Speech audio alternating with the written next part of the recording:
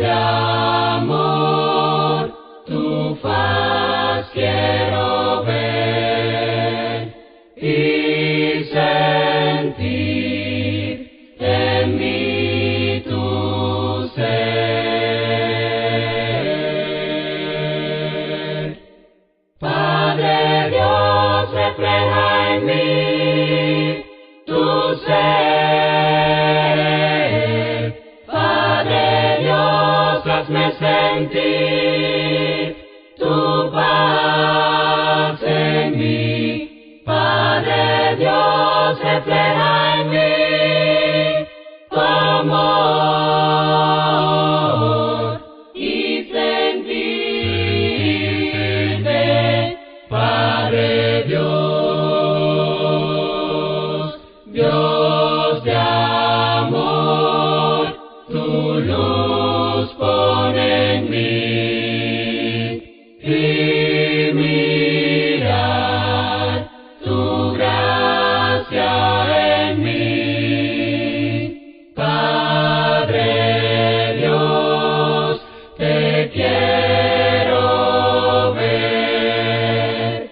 Ven por mí, te esperaré.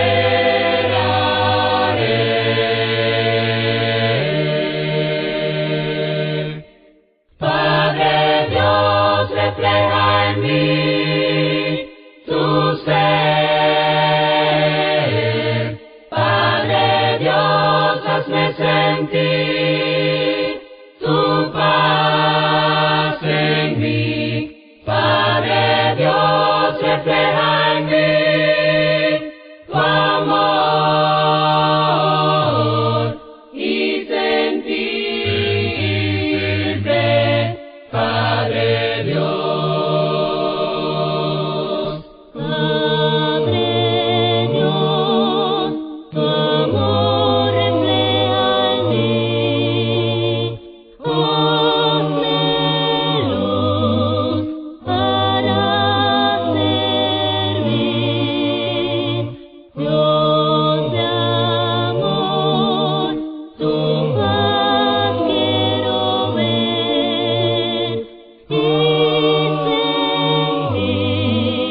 sentir en mí tu ser.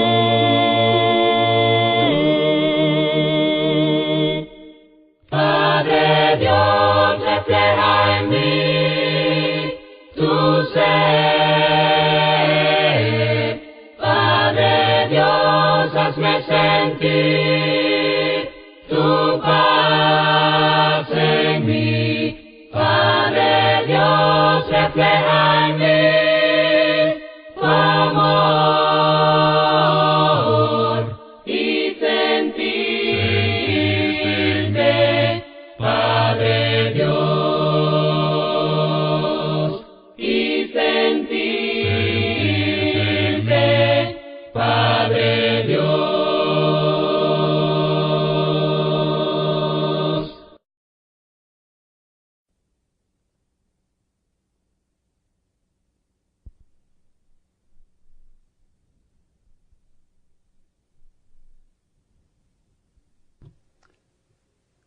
Estamos estudiando las causas de las contiendas personales entre cristianos. Y el tercer punto mayor que queremos considerar en esta lección tiene que ver con las diferencias temperamentales. La Biblia nos enseña en Romanos capítulo 12 y el versículo 3 que hay un concepto correcto que debemos tener de nosotros mismos, que no tenga más alto concepto de sí que el que debe tener, sino que piense de sí con cordura, enseña la Biblia. Es posible tener un concepto demasiado elevado de nuestra propia persona, de nuestro modo de ser, de nuestro temperamento. De la misma manera, es posible tener un concepto demasiado bajo de nuestra propia persona. Hay una manera en que debemos tener un concepto adecuado de nosotros mismos, que debemos pensar de nosotros mismos con cordura. Y de la misma manera, No debemos tener un concepto más alto de lo debido de otras personalidades, ni un concepto más bajo que lo debido de otras personalidades. Muchas veces los conflictos entre cristianos y entre todas las personas resultan de no comprender el modo de pensar y la manera de reaccionar de diferentes personas. Hay diferencias entre la manera en que ciertas personas piensan y otras personas. Hay diferencias entre la reacción natural de algunos temperamentos o algunas personas y las reacciones de otras personas en la misma situación. Acostumbramos a hacer referencia a los choques de personalidad, y no estoy seguro si es la frase más adecuada para describir lo que sucede cuando cristianos chocan o no, pero creo que todos hemos observado contiendas de este índole, choques de personalidad. Muchos suponemos que nuestro modo de pensar y reaccionar es el único aceptable. Otros ni siquiera comprendemos lo que nos mueve a nosotros mismos a actuar de la manera que lo hacemos en determinada situación. Por esta razón, considero que será muy útil, muy importante que nosotros que enseñamos en la iglesia, especialmente, que tengamos cierto conocimiento básico de los diferentes temperamentos, y estaré explicando el temperamento enseguida, y el papel que desempeñan estas diferencias temperamentales en las relaciones fraternales en la iglesia. Debemos entender que hay varios factores que afectan nuestra conducta. Uno es el temperamento que Dios mismo creó en nosotros. Cuando nacimos con cierto temperamento impuesto por Dios. Segundo, otro factor que afecta la manera en que nosotros nos conducimos es el carácter que desarrollamos nosotros mismos en reacción al efecto que otras personas, especialmente madre, padre, hermanos, hermanas, abuelos, el efecto que estas personas tienen en nuestra vida y también el efecto que nuestro medio ambiente ejerce sobre nosotros, especialmente durante la niñez y la adolescencia. Lo que hacen y la manera en que nos tratan otras personas, especialmente nuestra familia, especialmente nuestros padres. Y el ambiente en el cual nosotros somos criados en la niñez y aún durante la adolescencia, tienen un efecto en el desarrollo de nuestro carácter. Nosotros reaccionamos a nuestros padres, a nuestros hermanos y hermanas, a nuestra familia y aún a nuestros amigos y vecinos. Nosotros reaccionamos al medio ambiente en el cual somos criados, y esto ayuda a formar el carácter nuestro. Así que tenemos dos factores: el temperamento con el cual nacimos, ciertos atributos fundamentales, y luego el carácter desarrollado en reacción al medio ambiente.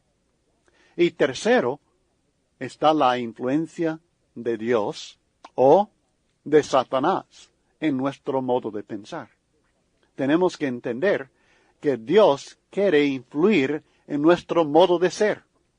Dios desea cambiar nuestra conducta para que sea conforme a la imagen de su Hijo Jesucristo.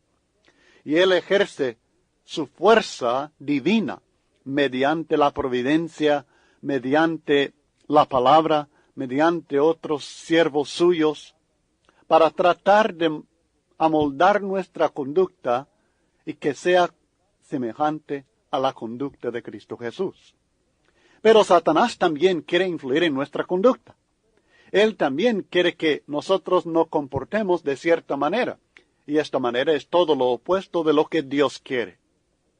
Así que él también por medio de la tentación que Dios permite que Él haga a nosotros, y por medio de sus siervos espirituales, los ángeles de Satanás, Él trata de influir en la manera en que nosotros nos conducimos.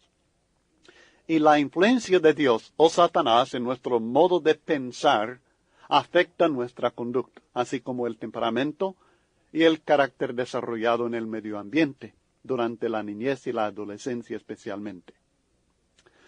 La palabra temperamento, que tal vez para algunos no es tan conocido. Temperamento se refiere a aquella parte del hombre que decide cómo reacciona a otras personas, lugares y cosas. Lo quiero repetir porque es importante. Temperamento, el temperamento mío, es aquella parte de mi persona que decide cómo voy a reaccionar a usted, o cuando usted hace algo, o dice algo, o a cualquier otra persona. También decide cómo voy a reaccionar a diferentes lugares, situaciones en las cuales me encuentro, y también mi reacción a ciertas cosas. El temperamento del individuo, su temperamento, mi hermano, es afectado por el medio ambiente y por eventos importantes en las diferentes etapas de su desarrollo como ser humano. Pero a pesar de la influencia poderosa que tienen el medio ambiente, los eventos importantes en su desarrollo durante su niñez, su adolescencia y aún durante la vida del adulto, aunque todos estos factores y las diferentes personas en su vida, su padre, madre, hermanos, hermanas, todas estas personas, aunque tienen un efecto muy poderoso en su vida, uno también nace con cierto temperamento que es parte de su persona, parte de aquella persona creada por Dios, de igual manera que su composición genética, es decir, el aspecto físico de su vida también es creado por Dios, heredado en cierto sentido, pero creado en otro. En Salmos 139, versículos 13 al 16, David expresa esta confianza en que Dios es el que le había formado aún en el vientre de su madre. El texto bíblico dice: porque tú formaste mis entrañas, tú me hiciste en el vientre de mi madre. Te alabaré, porque formidables, maravillosas son tus obras. Estoy maravillado, y mi alma lo sabe muy bien. No fue encubierto de ti mi cuerpo, bien que en oculto fui formado, y entretejido en lo más profundo de la tierra, mi embrión vieron tus ojos. Y en tu libro estaban escritas todas aquellas cosas que fueron luego formadas, sin faltar una de ellas. Aquí David expresa esta fe, que él fue formado por Dios. Y aunque Dios nos deja a nosotros con nuestro libre albedrío, Él definitivamente forma en nosotros cierto temperamento, cierta composición física. Estas diferencias natas en los recién nacidos son tan obvias como lo son también las diferencias en los rasgos físicos. Usted mira a un niño recién nacido y usted verá en ese niño recién nacido ciertos rasgos físicos, el color de los ojos, el color del pelo, el color de la piel que tiene, la forma de su nariz, de sus orejitas, de su boquita. Todo trae su forma, todo tiene su propio rasgo distintivo de este individuo con el cual ha nacido. Y de la misma manera, todo padre sabe, si tiene más de un hijo, que estos hijos son diferentes y que no solamente llegan a ser diferentes a través de las influencias de la cultura, las influencias del hogar, las influencias de las circunstancias, sino que también nace cada niño con cierta diferencia de temperamento. Algunos de por sí son más sonrientes que otros. Hay niños que son más pacíficos, algunos otros que son más agresivos. Tenemos nosotros 2 hijas, y aunque ya están grandes, recuerdo muy bien cuando estaban bien chiquitillas, y la primeriza, desde que nació, siempre ha sido inquieta, ha sido bien activa, se ha expresado mucho, mientras la otra ha sido más pacífica, ha sido menos activa. Ella es bien quieta, ella durmió mucho cuando estaba bien chiquilla, la otra en cambio no durmió tanto.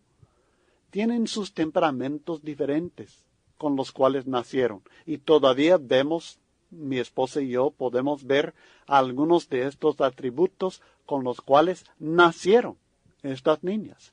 Cada niño trae cierto temperamento básico. Luego, el hogar, la escuela, los amigos, el ambiente, todo influye para ir formando el temperamento completo ya del adulto. Hay 5 categorías básicas de temperamentos según los psicólogos y varias combinaciones de estas 5 categorías. Es muy común encontrar una mezcla de temperamentos en diferentes aspectos del carácter de una sola persona. Estos 5 temperamentos son el melancólico, el colérico, el sanguíneo, el supino y el flemático. Para la mayoría de los cristianos, estas palabras descriptivas que usan los psicólogos y consejeros cristianos son nuevas y no tienen ningún significado. Pero trataremos de describir estos temperamentos en términos prácticos y fáciles de entender. Es importante entender que en cuanto a las categorías se refiere, no hay temperamento malo. Por supuesto, en cada persona hay puntos fuertes y puntos débiles. A cada uno nos corresponde permitir que Dios use nuestros puntos fuertes y al mismo tiempo permitir que Dios nos ayude a eliminar los puntos débiles de nuestro carácter que hemos formado. No debemos creer que estamos destinados a ser de cierta manera y que no hay nada que se pueda hacer para cambiar el carácter de la persona. Dios creó al hombre con la capacidad de vestirse del nuevo hombre, creado según Dios, en la justicia y la santidad de la verdad. Efesios capítulo 4 y el versículo 24. Así que aquel argumento que muchas veces escuchamos de algunos cristianos, que bueno, es que así soy, así fui creado por Dios, así fui criado por mis padres, esto es lo que mi ambiente hizo de mí. Esto sencillamente no es cierto. Es cierto que Dios le ha creado con cierto temperamento, es cierto que sus padres han tenido una influencia poderosa en su vida y en la formación de su carácter y su personalidad, es cierto que el medio ambiente en el cual fue criado también ha afectado su modo de ser. Todo esto es cierto, pero lo que no es cierto es que no pueda cambiar. Usted puede cambiar, puede ser cambiado, mejor dicho, puede ser convertido y transformado mediante el poder de Dios. Así como fuimos convertidos a Cristo Jesús en cristianos, los cristianos podemos ser transformados por la renovación de nuestra mente para llegar a ser un hombre nuevo en todo el sentido de la palabra, creado según Dios en la justicia, lo que es correcto, y en la santidad, aquello que es apartado de lo común, de la verdad. Mediante el poder de la verdad de Dios podemos cambiar. Hay 3 razones principales por las cuales estamos presentando esta información sobre los diferentes temperamentos en este estudio sobre las contiendas entre cristianos. Primero, para entender mejor las causas reales de nuestro propio enojo. Hablaremos más enseguida acerca del enojo, pero basta decir ahorita, donde hay contiendas, hay enojo. Y nosotros necesitamos entender las causas legítimas, reales, de nuestro propio enojo cuando estamos enojados. Si estoy enojado contigo, necesito saber el porqué de ello. No es suficiente decir, estoy enojado porque tú no haces lo que debes. Bueno, ¿y esto por qué me afecta así? Me ayuda a entender mi reacción a sus acciones, a sus palabras, a su falta de acción, a su pereza o a su energía, a sus proposiciones, a sus ideas. ¿Por qué me enojo con usted? Necesito entender la causa de este enojo. Y al entender mi propio temperamento mejor, también entiendo el motivo por qué me enojo con usted. Segundo, presentamos esta información para que seamos más pacientes con las debilidades de nuestros hermanos. Cuando comprendo por qué usted actúa de cierta manera, o por qué usted tiene esta debilidad, en algo que para mí es fácil evitarlo, pero para usted le es difícil. Necesito entenderlo para poder tener la paciencia necesito tener contigo, para no estar en conflicto contigo debido a esta debilidad tuya. Tercero, es necesario entender los temperamentos un poco para aprender a ayudar a nuestros hermanos en sus debilidades, en vez de causarles más problemas por reaccionar indebidamente. Por tanto, no intentaremos presentar un análisis completo de los 5 temperamentos básicos. No es mi intención, ni está dentro de mi capacidad tampoco entendimiento de todos los pormenores de los temperamentos, de presentar toda esta información. Si a usted le interesa, hay muy buenos libros que puede leer, escritos por algunos por hermanos quizás, otros por algunos evangélicos, otras personas que sí creen en Dios y que han estudiado con más profundidad el tema de los temperamentos. En la lista de libros al final del estudio encontrará algunos de estos libros que quizá le puedan ayudar si usted desea estudiarlos. Pero no es esto nuestro propósito.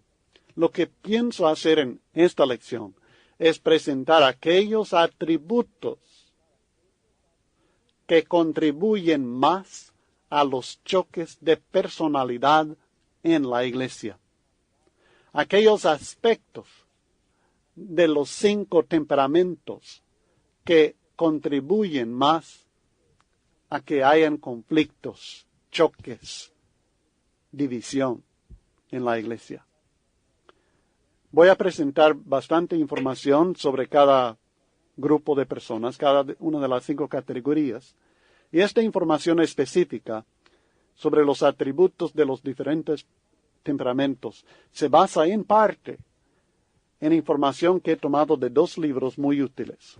El primero es Creation Therapy, o sea, la terapia de la creación, escrito por Richard Gene Arnold, y el otro es El varón y su temperamento, escrito por Tim LaHaye. Estos 2 señores no son miembros de la Iglesia del Señor, pero sí presentan información muy útil. Algunos de los atributos negativos del individuo, que es de temperamento melancólico. Este es el primer temperamento que estaremos considerando, el melancólico. Y algunos de los atributos negativos. Recuerde que hay atributos positivos y también negativos en cada una de las categorías generales de temperamentos.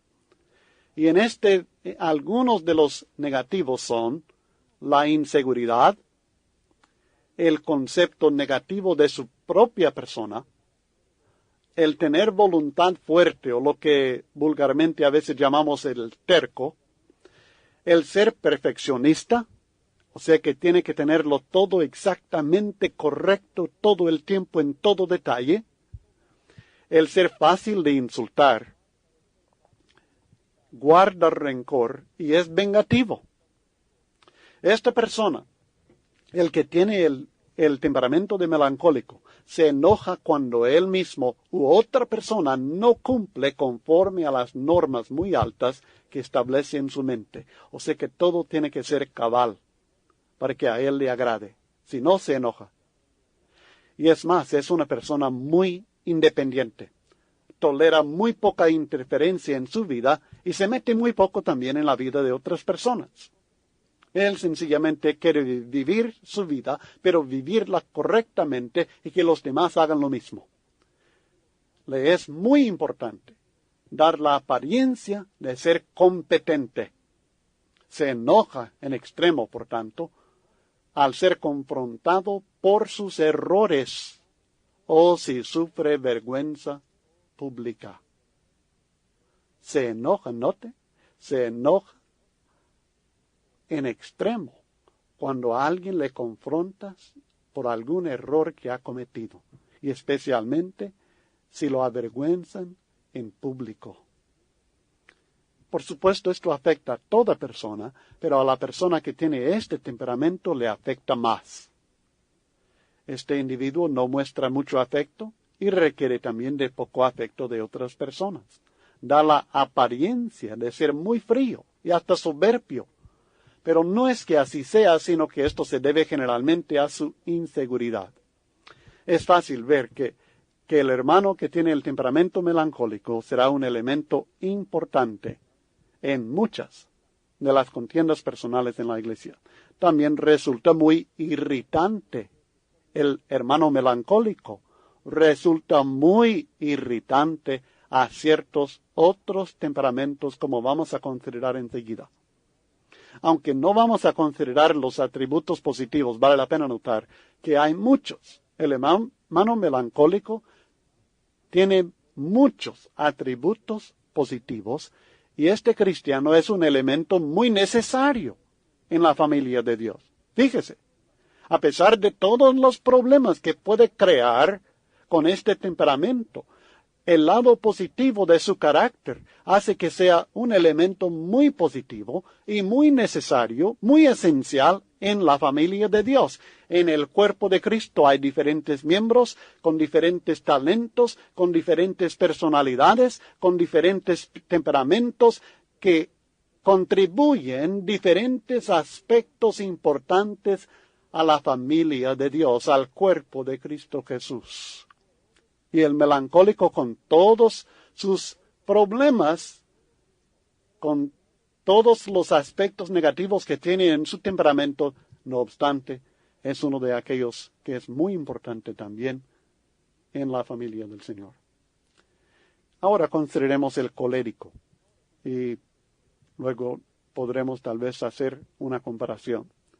El colérico se enoja con mayor facilidad que casi cualquier otro miembro de la iglesia. Ya lo tiene en mente. ¿Quién es en su congregación donde usted se reúne? ¿Quiénes son los cristianos coléricos? Ya los conoce, ¿verdad?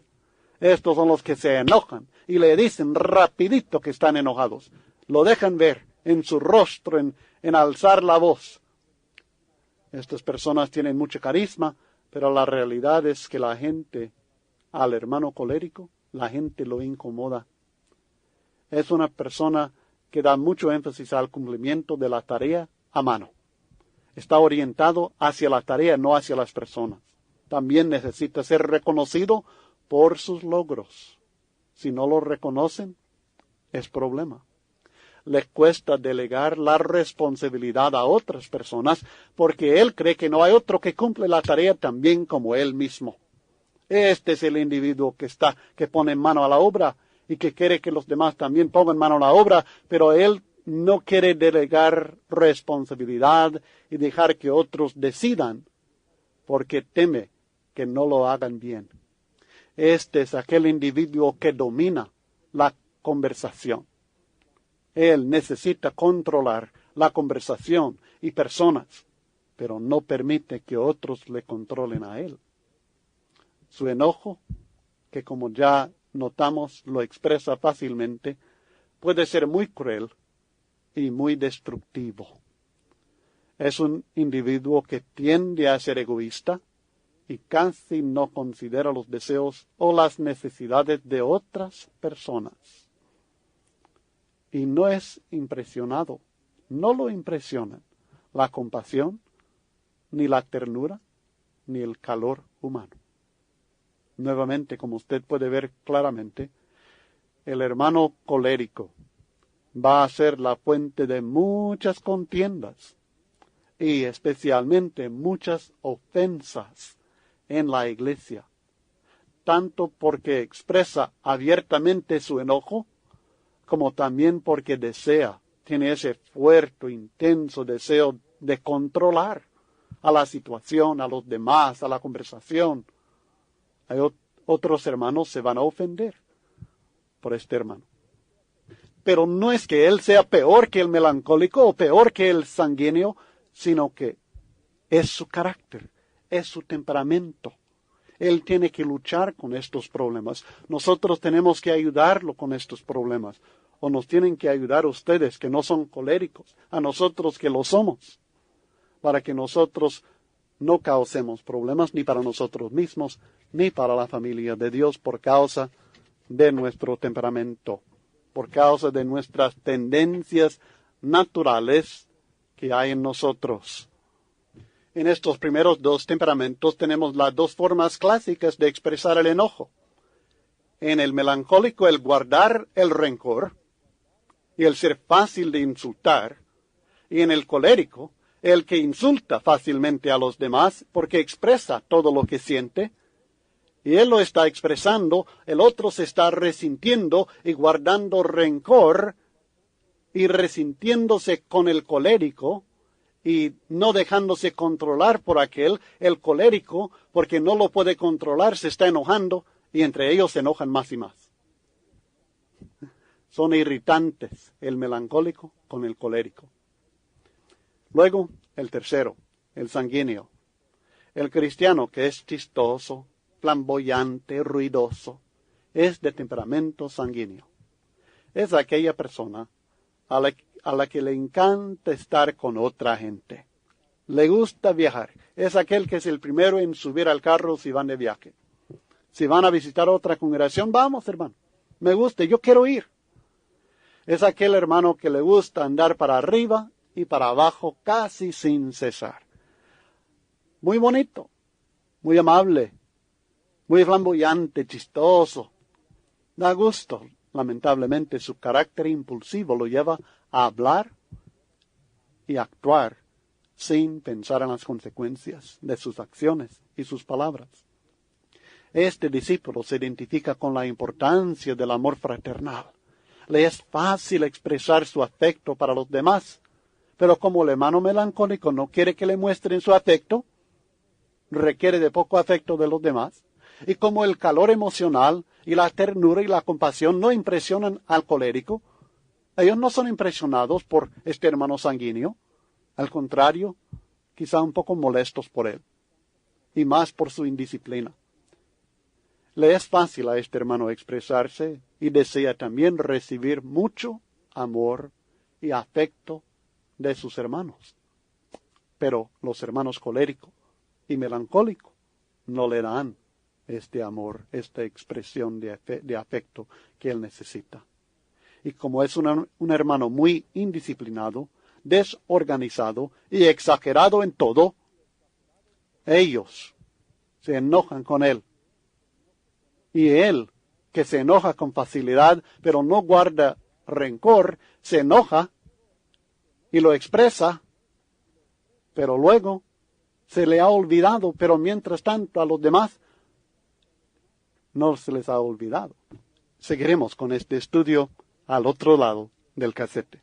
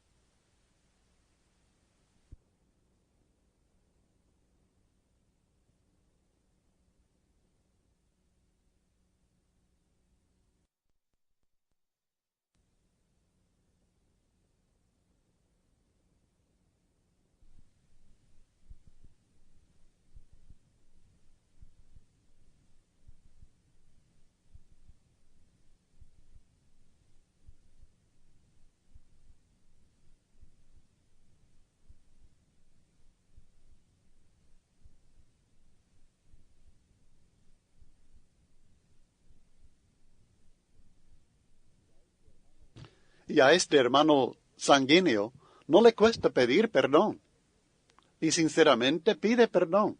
Y no piensa volver a hacer lo mismo, pero luego no le cuesta volver a cometer el mismo error. Y en esto los demás se están enojando más y más con él. Sumarle a esto que le gusta ser el centro de la atención. Y su anhelo más fuerte es recibir la aprobación de los demás y que lo acepten, pero no lo sabe lograr. Y esto lo frustra. Otro punto que a veces causa cierto conflicto con otros hermanos es su falta de disciplina económica. Gasta el dinero sin pensar en las consecuencias. Y cuando tenemos esta situación, y luego tenemos al hermano melancólico, que todo lo tiene que tener en forma exacta, perfeccionista, y este hermano que no es nada de perfeccionista, sino que es falta de disciplina la que le caracteriza su vida. Y tiene usted un conflicto seguro entre estas dos personalidades. Aunque este miembro de la familia de Dios no causa tantos problemas como los primeros dos temperamentos, siempre hay ciertos atributos y ciertas debilidades que provocan a ciertos otros hermanos. Luego tenemos el cristiano supino. Como cualquier otra persona, el cristiano supino tiene debilidades en su carácter, pero no son aquellas que contribuyen a las contiendas. Este es el hermano que es muy servicial, pero es en parte porque se considera inútil, mientras los demás, según él, tienen gran valor. Él desea ser amado, desea recibir el afecto y la aprobación de otras personas, pero la debilidad está en que no lo comunica. Él no comunica el deseo que tiene de recibir amor, afecto y aprobación a otras personas. Sencillamente se queda con aquel deseo en su corazón y en su propia mente. A algún otro cristiano tiene que tener la percepción de reconocer que este hermano supino se siente solo o menospreciado y sin valor. De otra manera, se resentirá. Él no se va a enojar y decir cosas a otros hermanos. Él expresa su enojo sencillamente por retirarse. Desea ser incluido en las decisiones y si no lo incluyen, si no le piden su opinión, se resiente. Pero no dice nada, sino sencillamente se retira. Además, no quiere la responsabilidad de tomar la decisión final. Se deja controlar por otras personas, pero también se resiente porque se siente obligado a hacer algo que no quiere hacer. Es una situación un poco complicada, no es tan obvia muchas veces el temperamento de este hermano y puede causar problemas. No que él provoque a otros hermanos por su modo de ser, sino que es provocado pero sin expresarlo. Y es difícil saber lo que está sucediendo en su mente. Luego tenemos aquel hermano sereno, flexible, fácil de complacer y de poca energía, que es de temperamento flegmático. A él no le gustan los conflictos. Él es el pacificador. Lamentablemente, este hermano no reconoce que la confrontación es necesaria en ciertas circunstancias. Él no causa problemas para los demás, excepto en la frustración que produce para aquellos que lo tratan de motivar, involucrar y cambiar, porque no quiere hacer nada. Tiene poca energía de por sí, física y emocionalmente no tiene mucha energía. Es indeciso, no actúa. Y esto produce cierta frustración en hermanos que son más activos, más dinámicos, que su personalidad, su temperamento es aquello de poner manos a la obra. Les es fácil a ellos poner manos a la obra, pero al hermano flegmático le es muy difícil. Él resiste el cambio de su modo de ser con terquedad casi invencible.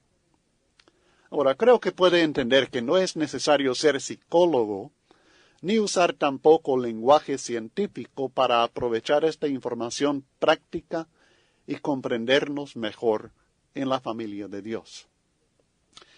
En las iglesias de Cristo, respetamos mucho el concepto de verdad absoluta. Y esto es muy correcto.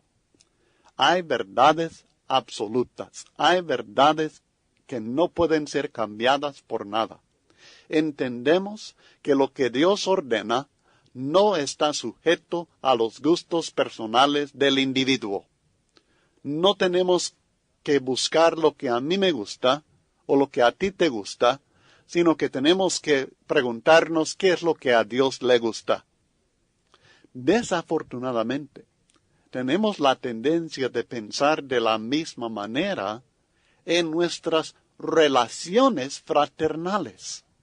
Ahora no estamos hablando de verdad doctrinal, de lo que tenemos que hacer como cristianos, de cómo se hace uno siervo de Dios, sino que estamos hablando de relaciones humanas, relaciones de un hermano a otro, de una hermana a otra. Suponemos muchas veces que hay una y solamente una manera correcta de pensar, actuar, reaccionar como cristianos en determinada situación.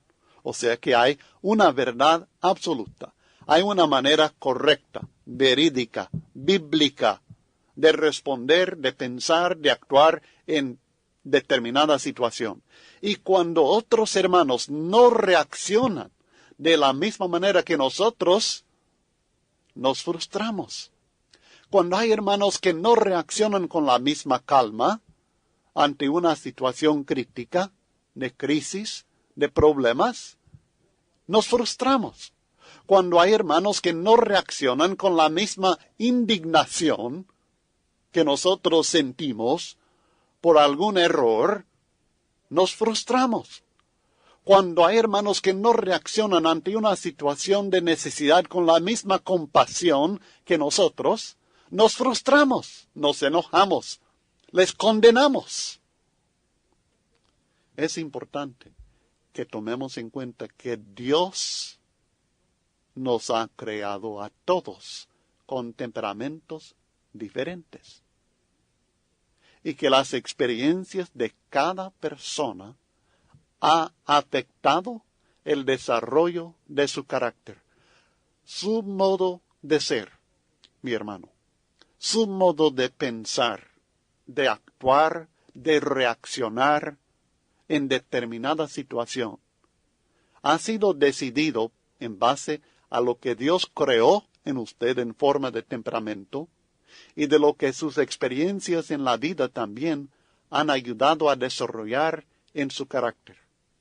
Esto significa que mientras es fácil que el hermano flegmático reaccione con calma y dignidad ante una situación conflictiva, esto es muy, muy difícil para un discípulo que sea de temperamento colérico.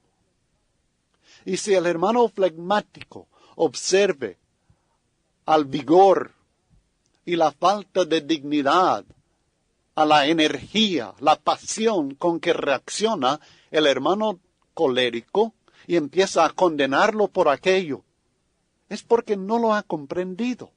No estamos diciendo que una reacción indebida puede aprobarse, sino que estamos diciendo que es más fácil para algunos de nosotros reaccionar con calma y dignidad ante una situación conflictiva que para otros. Mucho más fácil.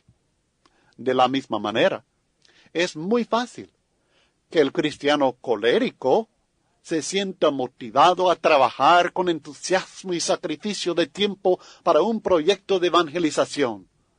Vamos a visitar a las casas y vamos a anunciar esto en los parques y vamos a sacrificarnos con nuestro tiempo y todo. Y con entusiasmo vamos a salir Pero para el hermano flegmático, esto es casi imposible. Le cuesta tener el arranque, tener la energía, tener el entusiasmo para llevar esto a cabo. Lo debe hacer. El hermano flegmático debe evangelizar, no hay duda de ello. Pero el hermano colérico tiene que comprenderlo. Tiene que entender que no es que sea infiel, no es que sea apagado espiritualmente, sino que su temperamento es el que le está afectando y hace que le sea difícil a él esto, mientras le sea fácil reaccionar con calma y dignidad ante algún conflicto. Y al colérico lo opuesto. Es vital que recordemos que Dios ha colocado los miembros, dice la Biblia en Romanos 12:18. Dios ha colocado los miembros, cada uno de ellos, en el cuerpo como Él quiso. ¿Cómo es que tenemos en la iglesia hermanos que reaccionan con vigor, con energía, con enojo en el conflicto? Hermanos coléricos. Dios los puso allí. ¿Cómo es que tenemos en la iglesia hermanos que parece que no se sienten motivados a trabajar y evangelizar y sacrificar su tiempo? Hermanos flegmáticos.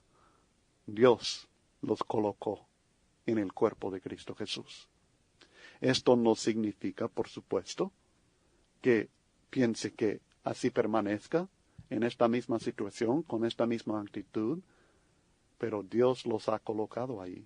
Por supuesto, todo cristiano, del temperamento que sea, tiene que sujetarse al Espíritu de Dios y permitir que Dios lo vaya reformando conforme a la imagen de Cristo Jesús. Cuando el apóstol Pablo, por inspiración del Espíritu Santo, escribe en Efesios capítulo 4, versículos 22 al 24, en cuanto a la pasada manera de vivir despojados del viejo hombre, que está viciado conforme a los deseos engañosos, y renovaos en el espíritu de vuestra mente, y vestidos del nuevo hombre creado según Dios, en la justicia y santidad de la verdad. Cuando Pablo escribe estas palabras, él está escribiendo a cristianos supinos, a cristianos coléricos, a cristianos flegmáticos. Él está escribiendo a cristianos de todos los diferentes temperamentos y combinaciones de temperamentos que pueda haber. Y aunque es cierto que el temperamento nos afecta y hace que cierta actividad sea más difícil para algunos de nosotros que para otros, y que cierto atributo de carácter sea más difícil lograr para algunos de nosotros que para otros, y el abstener de ciertos pecados sea más difícil para algunos que para otros debido a nuestro temperamento, esto no significa que esto sea pretexto para seguir como somos. Debemos comprendernos unos a otros, debemos comprendernos a nosotros mismos. Pero decir, así soy y así seré, porque Dios así me creó, es cometer un error muy grave.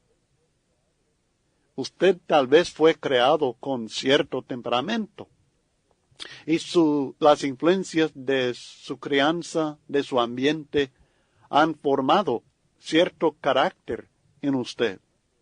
Pero cuando nacemos de nuevo en Cristo Jesús, la exhortación a nosotros es que abandonemos la pasada manera de vivir y que cambiemos nuestra mente, que sea renovada la mente nuestra y transformada la vida para vestirnos del nuevo hombre, que Dios crea mediante la verdad en justicia y santidad. Una cosa es reconocer que Dios en su gracia me acepta tal como soy. Esto es muy bueno. Otra cosa muy diferente y muy errada es pensar que Dios me seguirá aceptando así si no hago ningún esfuerzo por ser transformado en la imagen de Cristo Jesús. Lo que Dios desea para nosotros es esto mismo, que nosotros seamos transformados a imagen de Cristo Jesús, A esto nos han llamado, para que seamos hechos conformes a la imagen de su Hijo. Romanos capítulo 8 y el versículo 29. Cuando el apóstol Pablo en Romanos capítulo 12, versículos 1 y 2, exhorta a los cristianos en Roma: así que, hermanos, os ruego por las misericordias de Dios que presentéis vuestros cuerpos en sacrificio vivo, santo, agradable a Dios, que es vuestro culto racional. Y no os conforméis a este siglo, sino transformaos por medio de la renovación de vuestro entendimiento, para que comprobéis cuál sea la buena voluntad de Dios, agradable y perfecta. Cuando él escribe estas palabras, él escribe a cristianos de todos los diferentes temperamentos, y el requisito siempre está en pie. Es deber de todo cristiano ser transformado en imagen de Cristo.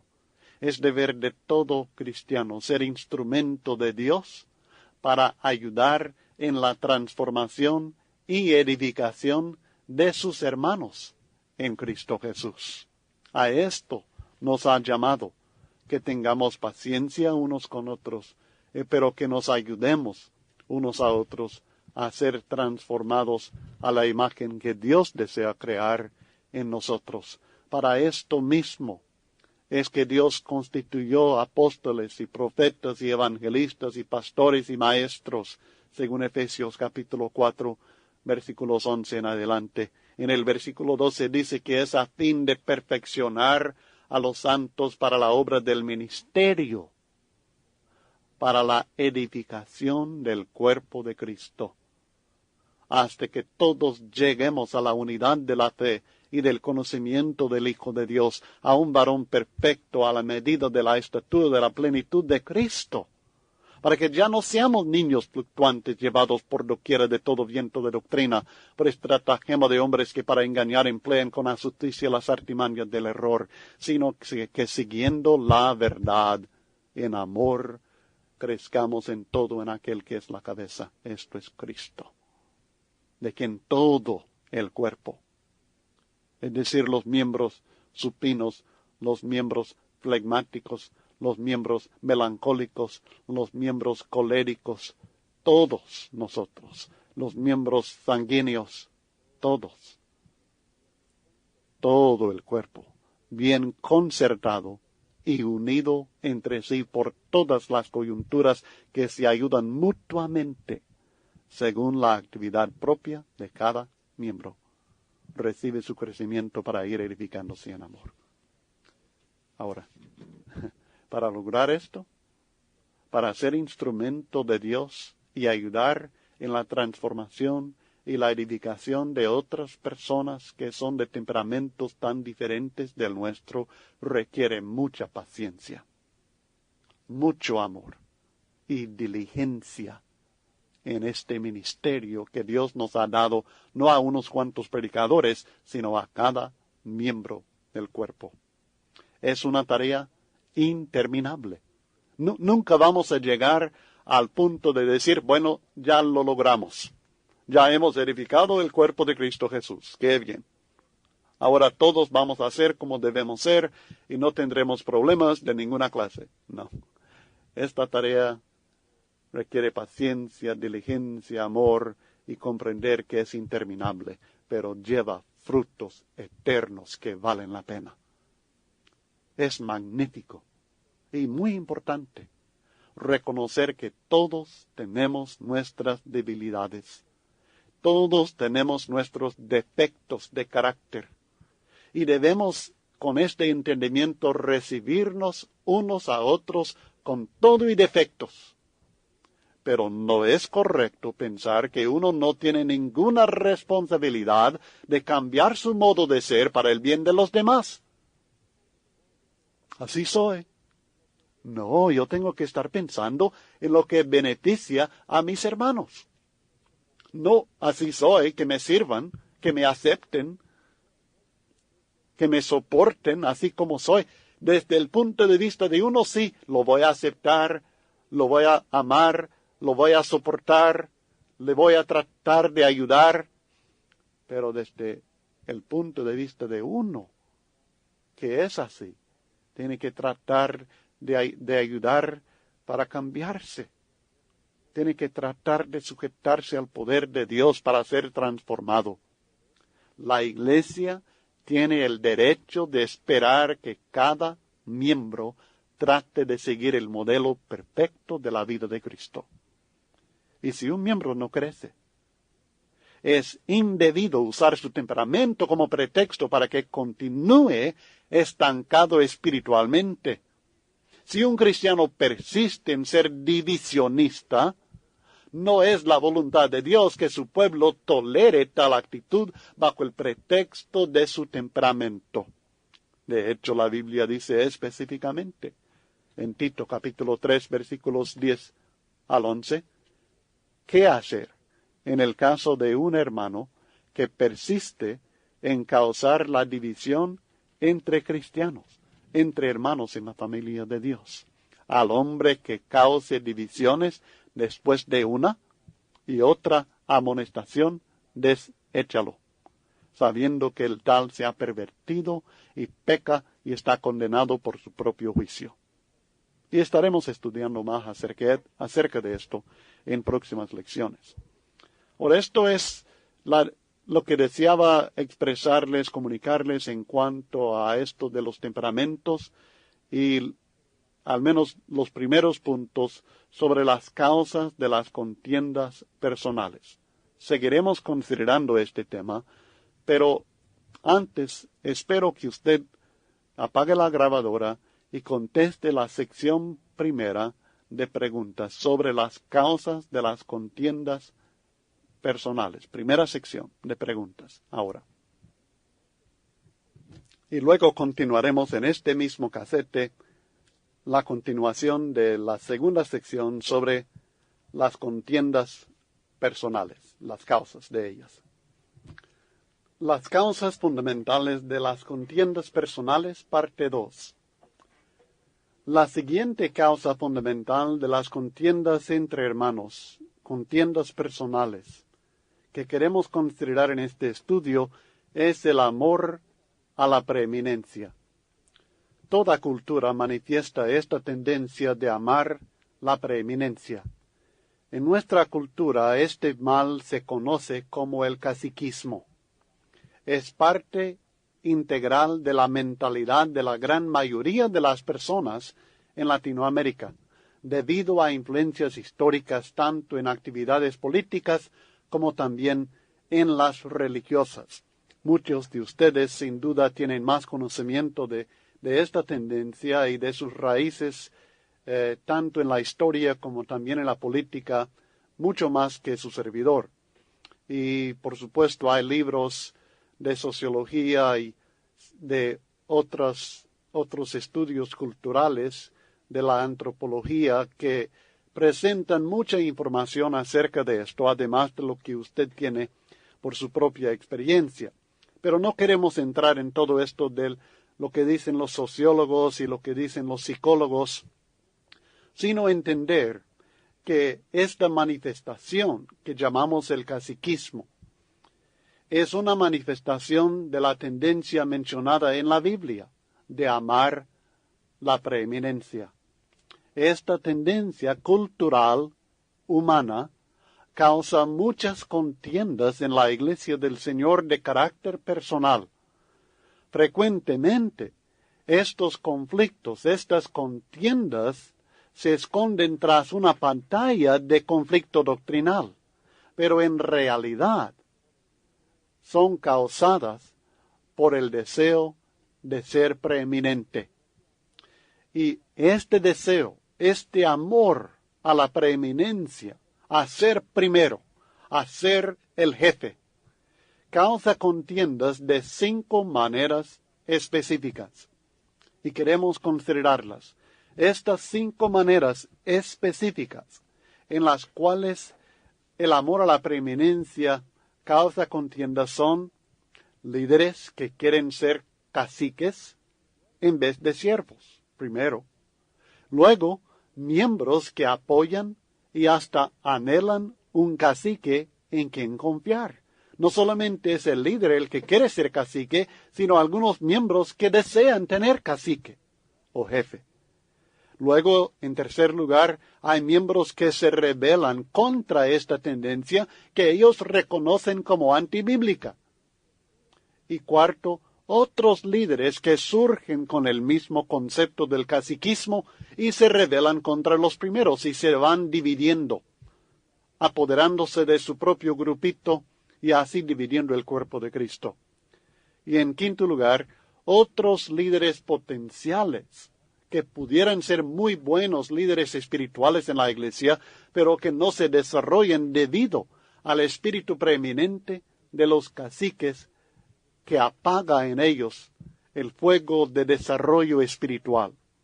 Y vamos a considerar cada uno de estos puntos, cada una de estas maneras específicas en que causa contiendas el amor a la preeminencia. Primero, líderes que quieren ser caciques en vez de siervos. Los propios apóstoles de Jesucristo padecían de este concepto deficiente de la grandeza. Les fue muy difícil comprender el concepto espiritual de la grandeza del siervo enseñada y practicada por el Señor Jesucristo.